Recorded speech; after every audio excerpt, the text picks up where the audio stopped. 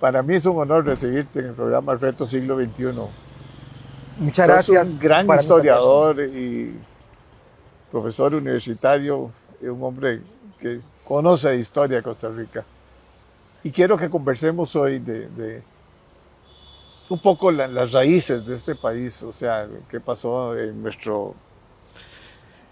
en cómo se forma esta república, estos, ¿Cómo se conforma Costa Rica? Rica, ¿Ya? ajá, Bueno, no vamos a hablar ni del periodo prehispánico, ni vamos a hablar del periodo colonial. Vamos a situarnos exactamente en la transición de lo que fue Costa Rica colonia a la Costa Rica Rica, que quiere ser república, ¿ya? Que ya, quiere ser Estado. Y para hablar de esa situación particular hay que situarse justamente a principios del siglo XIX, ¿ya? O sea, tiene que ver exactamente con la ocupación de la península ibérica por tropas napoleónicas, tiene que ver con las sesiones de Bayona, donde los reyes, o el rey, el heredero del trono español, son hechos prisioneros por Napoleón. Tiene que ver exactamente cómo se sienten las colonias españolas después de la ocupación por parte de las tropas napoleónicas de la península ibérica, porque ya no va a ser solo España, sino que también es Portugal. Entonces eso cambia la situación del mundo, porque es la situación mundial en ese momento, ¿verdad? Tiene que ver con los negocios de la corona española, tiene que ver con los negocios de las colonias americanas que pertenecían a España, tiene que ver con la situación de cómo se sienten una vez que se quedan, digamos, sin su riñón político. O sea, lo que estoy diciendo es que de algún modo, cuando los reyes están ausentes, cuando las colonias americanas desconocen el poder de Napoleón y al rey que quiere instaurar Napoleón en la península ibérica, que van a ser las colonias americanas, entonces es ahí donde se da el pactismo. Eso que se llama pactismo tiene que ver con que las juntas de cada uno de los pequeños y de las grandes colonias americanas van a tener su propio gobierno, ¿ya? O sea, desaparecido el rey, quien toma la soberanía de esta parte de los reinos españoles, van a ser las juntas de gobierno, ¿ya? Van a ser los cabildos, los ayuntamientos, ¿ves? Entonces, claro, muerto el rey, entre comillas, ¿verdad? Entonces, quien le sucede van a ser estas juntas y ellos van a gobernar. Claro, este panorama que parece así un poco como incierto, se va a extender desde 1808, tiene que ver con las Cortes de Cádiz, tiene que ver con la Constitución de Cádiz, tiene que ver con el regreso luego, con la restauración, que eso significa la restauración del rey que ha quitado Napoleón, ¿verdad? Y tiene que ver con una situación, digamos, bastante convulsa, a la cual se le pone fin entre 1821 y 1825, con la independencia de lo que había sido el Reino de Guatemala y con la independencia de la gran mayoría de las colonias americanas, excepto de Cuba, como todos lo sabemos, ¿verdad? Este es un panorama, digamos, muy general, pero ahí tenemos que insertarnos, ¿ok? Algún estudioso, como Tulio Alperindongui, que es uno de los grandes estudiosos de la historia latinoamericana, nos dice que el periodo que transcurre entre la independencia de la gran mayoría de las colonias españolas y el periodo en que ya van encontrando su situación, la consolidación de esos estados transcurren por lo menos unos 25 años. Él le llama la larga espera. En Costa Rica también hubo larga espera, ¿ya? En Costa Rica hubo larga espera, pero es una larga espera asociada al resto de las antiguas provincias de Centroamérica o del antiguo reino de Guatemala, porque si bien es cierto, hay prueba y error, nosotros teníamos, digamos, una situación de independencia ya en 1821, Cartago había sido la capital colonial de aquella entidad conocida como Costa Rica, provincia de Costa Rica. En ese momento, esa calidad de capital colonial la pierde justamente a principios del año de 1823 y la historia va a cambiar, ¿verdad? ¿Por qué? Porque dentro de eso que él ha llamado la larga espera, Costa Rica necesita una situación política, ¿ya? Definir una situación política y obviamente si estamos, digamos, hay como cierto rezago en los localismos que superviven, ¿verdad? Entonces se necesita de nuevo como una reorganización, ¿ya? Y en esa reorganización, pues trasladándose de la capital a San José, el cantar va a ser otro, ¿ya? La economía es otra de distinta naturaleza.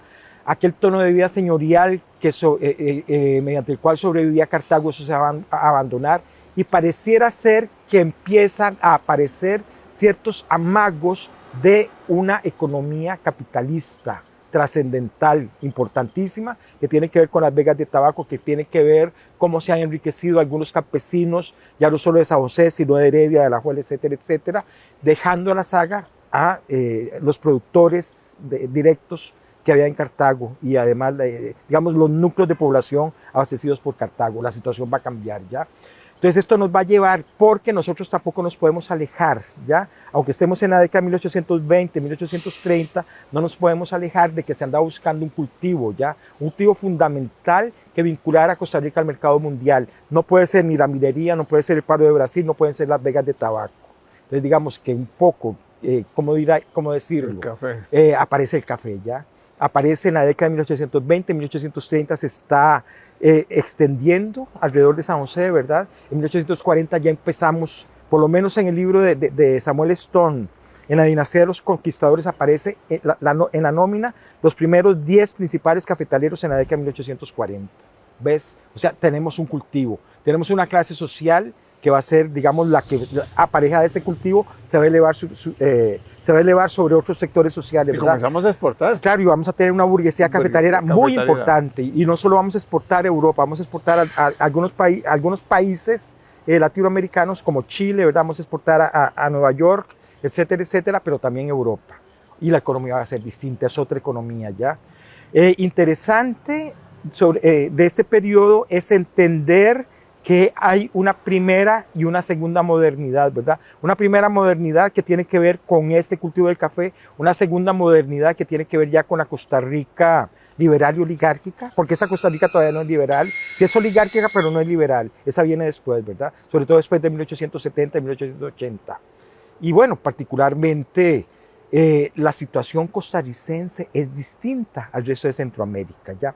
Hay cierta particularidad que no es que le estemos viendo los historiadores ahora. Si nosotros vamos a leer a los viajeros que pasan por Centroamérica, que llegan a Costa Rica, ellos van a entender que hay cierta situación particular en Costa Rica desde que empiezan a ver exactamente la caficultura. Ya el paisaje de la caficultura, como que se respira otra atmósfera, como que hay como una paz interior, y eso lo entrecomillo, ¿verdad? Algunos dirán que eso se resulta chauvinista, pero no es así, ¿ya? Los viajeros lo veían, ¿ya? Nosotros no tenemos por qué no verlo ahora y tratar de dimensionarlo. Y eran capitalistas, o sea, eran liberales. Liberales en el sentido del liberalismo de entonces, que es un liberalismo europeo. Acuérdese usted de que ya van a existir, digamos, ciertos patrones bancarios, que ya van a existir ciertas maneras internacionales. La habilitación del café, por ejemplo, ya. La habilitación del café ya existía con la habilitación del tabaco, ya. O sea, los cosechadores de café se encargaban de habilitar la cosecha. Digamos, la gente que recogía cosecha, que mandaba los beneficios, etcétera, etcétera, eran habilitados desde antes. O sea, esa cosecha se compraba y se llevaba los grandes beneficios. Hay grandes beneficiadores de café. De hecho, y eso también tiene que ver con la modernización de todo el cultivo de café, que eso se está dando casi a fines del siglo XIX, ¿verdad? Hay un señor Troyo en Cartago que va a ser muy importante, que es el mismo señor que va a donar las colecciones de objetos indígenas con que empieza el Museo Nacional. Él es el que introduce el beneficio húmedo.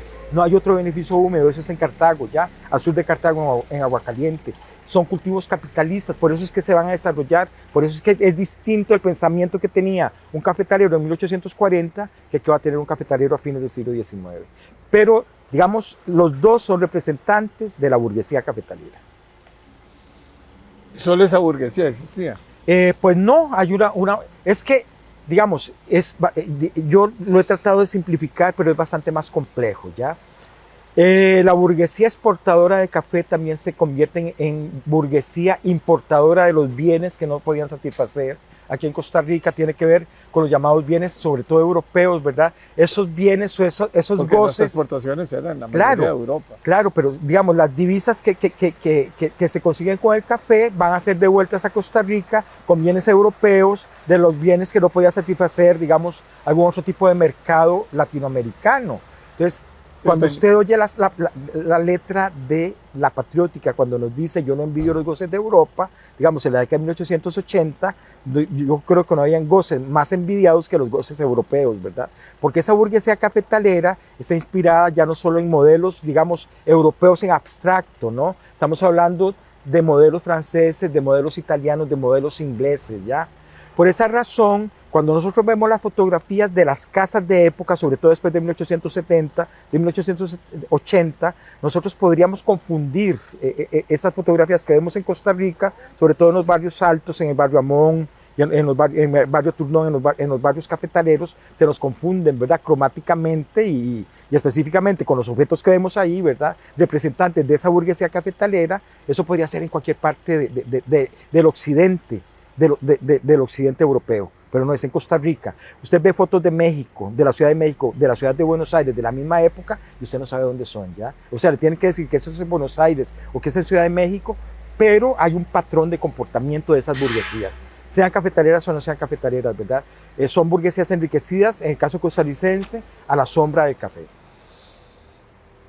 Bueno, y también construyeron los el Teatro Nacional. Sí, eso es ya fines del siglo XIX, 1897 se está estrenando, ¿verdad? No sé exactamente cuánto dura la construcción, pero tiene que haber durado poco menos o más de 10 años, posiblemente. Digamos que el Teatro Nacional de algún modo corona con éxito todas las aspiraciones de la burguesía cafetalera, ¿ya? Y no solo lo corona con éxito artístico, sino que el Teatro Nacional, para que tengamos una idea, todo el trabajo de cantería puede ser hecho con piedras y con mollejones costarricenses, ¿ya? Pero es el resultado de maestros canteros italianos que traen a Costa Rica y le enseñan a los canteros costarricenses a hacer cierto detalle de piedra, ¿verdad? Que lo vemos ahí en el cementerio, perdón, en el Teatro Nacional.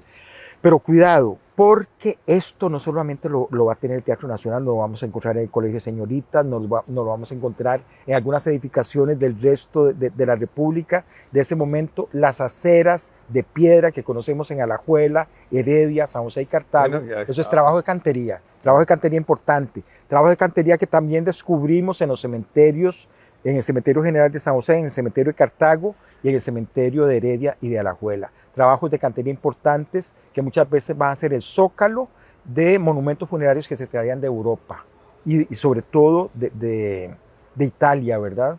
¿Y por qué? ¿Por qué hablo de esto? Porque un símbolo de la burguesía cafetalera es que cómo se muere tiene que ver cómo se ha vivido, ¿verdad? Entonces, claro, los cafetaleros siempre iban a querer los mejores monumentos que podían importar de Europa, algunos sumamente caros, ¿verdad?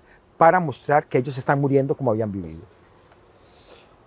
Hablemos un poquito del nacimiento ya de la República. Justamente todo esto se inscribe y nosotros le llamamos, dentro de todo el proceso histórico, le llamamos justamente, digamos, el surgimiento de la nación. Y el surgimiento de la nación tiene 3 periodos, ¿verdad? La época de su nacimiento, la época de su consolidación, bueno, una época mediana, ¿verdad? Una época de consolidación y una época de crisis, ¿ok?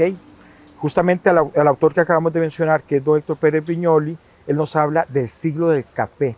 El siglo del café, que es el siglo justamente de la República Liberal y Oligárquica, va de 1848 a 1948. ¿Cuáles son los hitos en cada extremo? En un extremo está la fundación de la República y en el otro extremo está la Guerra Civil de 1948. Todo esto lo mantenemos dentro de un ámbito, dentro de esas 3 consideraciones, ¿verdad? Época del surgimiento, época de la consolidación y época de la crisis de la República Liberal y Oligárquica. Y siempre va a ser República Liberal y Oligárquica con una clase que está a la sombra de esa República Liberal y Oligárquica, que es la burguesía cafetalera, lo que llamamos oligarquía, ¿verdad? La oligarquía algunas veces se prestó para gobernar ella misma, ¿verdad? Como en la época de Juanito Mora, que es la época de la centralización, una gran época de la República Costarricense, por muchos motivos. Muchos criticarán a Juanito Mora, muchos lo ensalzarán como la Academia Morista, ¿verdad? Yo creo que la historia debe ser lo suficientemente objetiva para encontrar los pormayores y los pormenores de la historia, ¿ok?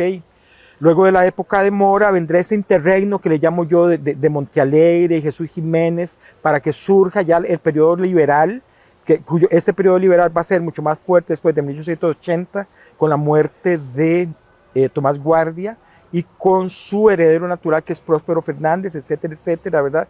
Entran los liberalotes en el juego del poder, viene la República Liberal Oligárquica en su máxima expresión, hay grandes cambios en la política, hay grandes cambios en la educación, hay grandes cambios en la economía, ¿ya?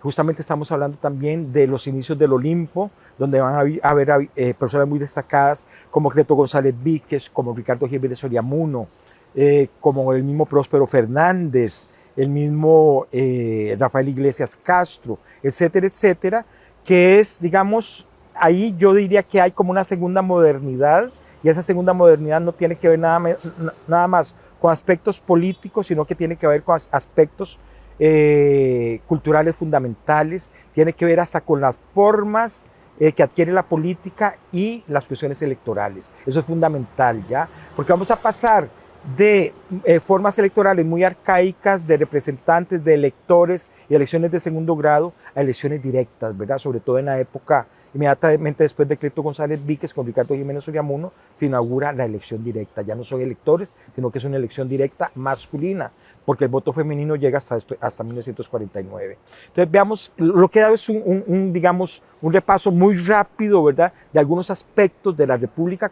y de la nación costarricense en la segunda mitad del siglo XIX e inicio del siglo XX, ¿verdad? Digamos, vamos de 1850 a 1920. Y hablo de 1920 porque nosotros no podemos, digamos, no podemos ignorar la crisis de esa república oligárquica, ¿ok? Crisis que algunos historiadores, no todos, la sitúan con Alfredo González Flores, con la crisis al final del gobierno de González Flores, con el golpe de Estado de los Tinoco, con la expulsión de los Tinoco del país, con el régimen, o más bien, digamos, el gobierno de Julio Acosta, que algunos dirán que no era ni chicha ni limonada, ¿verdad? Son unos años 20 un poco también difíciles, los años 20 son difíciles, nos muestra la crisis digamos, hay una crisis de ajustes del modelo costarricense que tiene que ver con el surgimiento del Partido Reformista de Jorge Bolio, que culmina posiblemente con la fundación del Partido Comunista en 1931, pero que en realidad este periodo que estoy señalando tiene que ver justamente con la crisis de la República Liberal y Oligárquica. Lo que viene después es otra cosa, ¿verdad?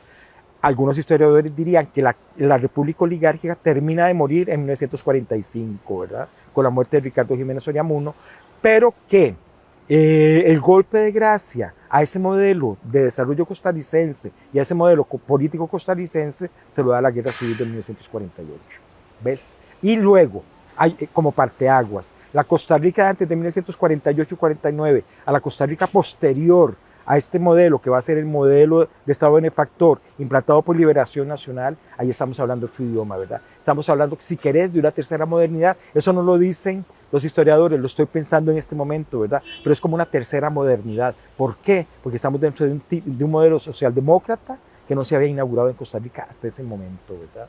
Y la abolición del ejército también. La abolición del ejército es muy importante, pero yo creo que es menos importante de lo que se ha querido, exactamente, ¿ya? Para mí hay cosas más importantes como el modelo educativo, como los modelos políticos que se van a inaugurar, ¿ya? Sobre todo, me parece sumamente importante el empoderamiento de una clase social que es una clase media, ¿ya? Que hizo de aquella Costa Rica después de 1949, la Costa Rica que en este momento estamos a punto de perder, como todos los estudiosos de la política y todos los estudiosos de la historia lo sabemos, ¿verdad?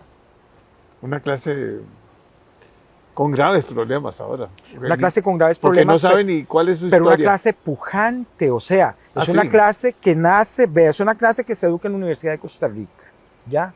Sí, y muchos segmentos de esa misma clase que se educan en la Universidad de Costa Rica salen afuera, porque es la única manera en que los niños y las niñas de familia que no eran familias ricas podían estudiar o sacar un doctorado o un posgrado en el extranjero, ¿ya? Antes no, o sea, la única manera de educarse afuera era viniendo de un sector, digamos, dominante y enriquecido, ¿ok? Ahora no. La Universidad de Costa Rica nos enseñó que podíamos especializarnos afuera los que no veníamos de esas familias, ¿verdad?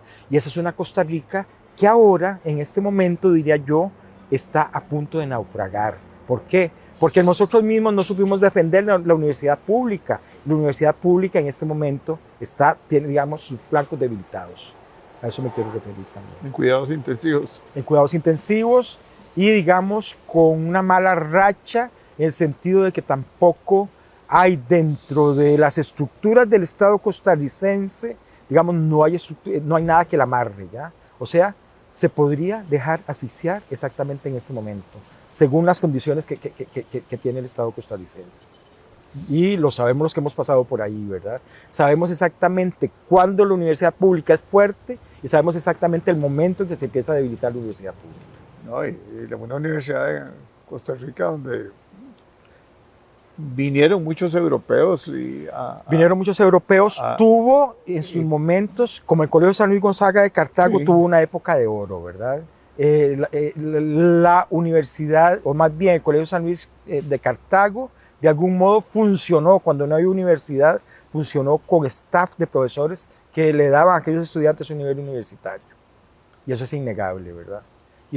Y que la educación también tenía un gran peso. O sea, cuando habla uno de los profesores o los maestros, eran maestros con una formación impresionante, ¿verdad? Y esos maestros formaban a sus estudiantes y después esos mismos estudiantes terminaban siendo maestros, ¿ya? Esa cadena se rompió. De hecho, ahora hay, si se quiere, hay un nivel de pensiones en la Universidad de Costa Rica muy alto, ¿ya? Diría yo, la generación de relevo está, digamos, a nivel de sustituir a todo ese profesorado que se está yendo, no sé, la historia lo dirá, ¿verdad? Sabremos dentro de 10 o 15 años exactamente ese remesón que está sufriendo la educación pública y cómo se va a comportar la educación pública en los próximos 2 o 3 lustros. Eso es importante. Bueno, dejemos este capítulo porque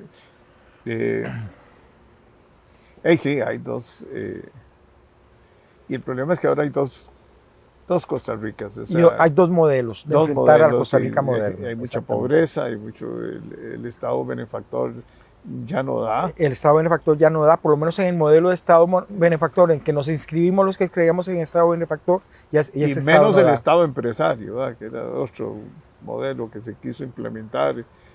Mucho pensando en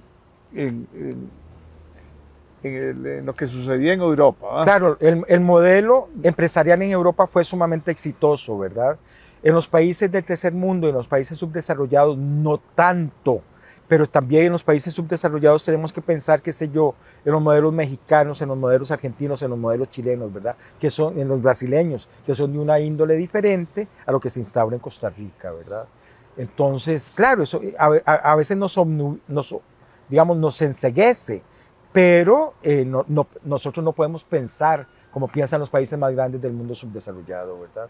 Es imposible, a pesar de que algunas veces nos han querido dar como ciertas ínfulas, qué sé yo, el OCDE, ¿verdad? Ciertas ínfulas, y no sé si nosotros deberíamos estar ahí o no deberíamos estar ahí, pero me parece que a veces quedamos como demasiado cortos, ¿ya? Como que somos menores de edad todavía.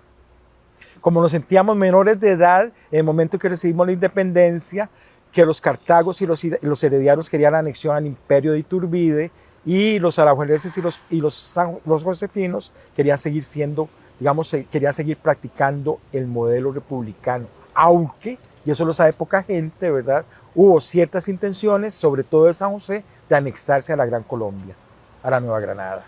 Entonces, claro, a los josefinos, a la historiografía josefina, no les sirve decir eso, porque siempre nos han, digamos, enrostrado la anexión al imperio de Iturbide, pero ellos quisieron anexarse a Nueva Granada y estuvieron a punto. Exactamente.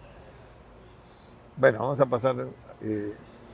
Encantado de estar con vos. Muchas gracias, muchas gracias. A mí también o sea, yo usted solo lo había visto en televisión y en las páginas de La Nación.